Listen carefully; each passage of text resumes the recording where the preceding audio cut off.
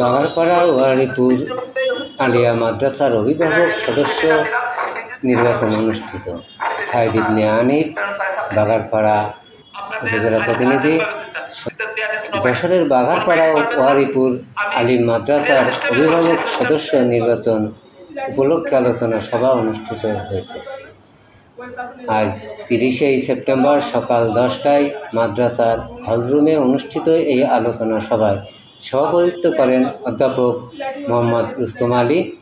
এ সময় উপস্থিত দাতা সদস্য, শিক্ষক প্রতিনিধি সহ মাদ্রাসা পরিচালনা পরিষদের অভিভাবক সদস্যদের সাথে পরামর্শ করে মাদ্রাসার আওতাধীন 14টি গ্রামকে 4টি জোনে ভাগ করে তার মধ্যে থেকে ভোটাররা তাদের পছন্দ অনুযায়ী আলিম, দাখিল ও ইবতেদায়ী এবং সংরক্ষিত মহিলা সহ মোট 6 জন অভিভাবক সদস্যকে নির্বাচিত করা হয়।